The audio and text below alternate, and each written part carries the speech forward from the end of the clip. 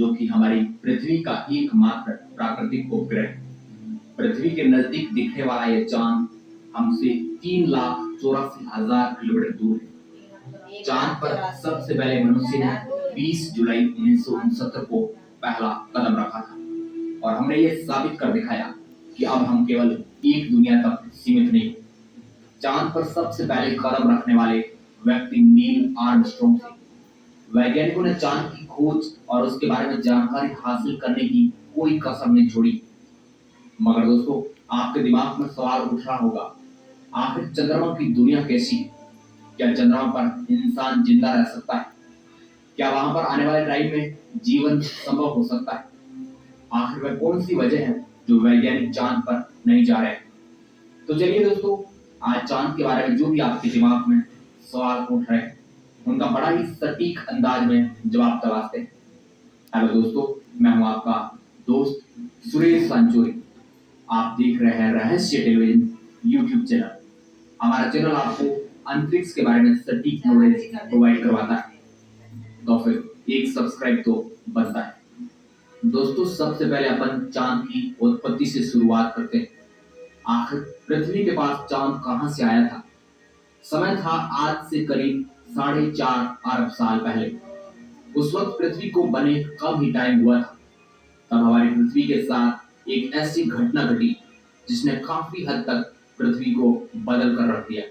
उस समय अंतरिक्ष का एक हमलावर पृथ्वी को तबाह करने की फिराक में था। उसका आकार मंगल ग्रह जितना था और वह 15 किलोमीटर पर सेकंड की रफ्तार से पृथ्वी की ओर बढ़ रहा था। इसी तेज रफ्तार के साथ थिया नाम का उल्का पिंड हमारी धरती से टकरा जाता है। इस पिंड की टक्कर की वजह से हल्के पदार्थों के बने टुकड़े अंतरिक्ष में बिखर गए। बाद में ग्रेविटी की वजह से इकट्ठे होकर इन्होंने एक पिंड का निर्माण किया। वो पिंड कोई और नहीं बल्कि हमारा चांद था। तो दोस्तों, कुछ इस तरह हमारा चांद पृथ्वी के पास आया। चांद का व्यास 3474 किलोमीटर है और यह सौरमंडल का 5वां सबसे विशाल प्राकृतिक उपग्रह है। धरती की तुलना में चांद का आकार 27% है, यानी कि हमारी पृथ्वी के अंदर तकरीबन 9 चांद आराम से समा सकते हैं। अब आ जाते हैं चंद्रमा की जमीन पर। जब आप चंद्रमा की जमीन पर खड़े होकर देखेंगे तो आपको उसकी जमीन उबड़ खाबड़ नजर आएगी और चांद की जमीन काफी क्रेटर यानी कि गड्ढों से भरी हुई है। दोस्तों, चांद की जमीन को सबसे पहली बार 1959 में टच किया गया था। 13 सितंबर 1959 को सोवियत संघ के मून मिशन लूना 2 ने पहली बार कोई मानव निर्मित यंत्र चांद की जमीन पर उतरा था। इनके बाद अमेरिका का अपोलो 11 ऐसा पहला मून मिशन था जिसमें एस्ट्रोनॉट समेत स्पेसक्राफ्ट ने चांद की जमीन पर कदम रखा। तारीख थी 20 जुलाई 1969। ये मानव इतिहास की सबसे बड़ी छलांग थी। इसके बाद कई मानव मिशनों को अंजाम दिया गया। दिसंबर 1972 के बाद चांद पर कोई भी इंसान नहीं गया है। जब आप चांद की जमीन पर खड़े होकर ऊपर की ओर देखेंगे तो आपको हमारा खूबसूरत ग्रह पृथ्वी नजर आएगा, जिसमें आपको पृथ्वी साफ साफ अपने अक्ष पर घूर्णन करती हुई नजर आएगी। लेकिन आसमान में उसकी स्थिति सदा स्थिर बनी रही, अर्थात पृथ्वी को कई वर्षों तक निहारते रहो, वह अपनी जगह से टस से मस नहीं हुई। चांद का गुरुत्वाकर्षण पृथ्वी के मुकाबले 6 गुना कम, यानी कि चांद की जमीन पर जाने के बाद हमारा वजन 6 गुना कम हो जाएगा। पृथ्वी पर हमारा वजन 60 किलो है, तो चांद की सरफेस पर आपका वजन केवल 10 किलो ही रह जाएगा। इसी कारण नील आर्मस्ट्रॉन्ग जब चांद पर चल रहे थे तब उछल उछल कर चल रहे थे, क्योंकि दोस्तों चांद पर पृथ्वी की तरह चल पाना संभव नहीं। चांद पर नील आर्मस्ट्रॉन्ग और उनके साथियों के कदमों की छाप आज भी मौजूद है, क्योंकि वहां पर हवा न होने की वजह से वह निशान मिटते नहीं।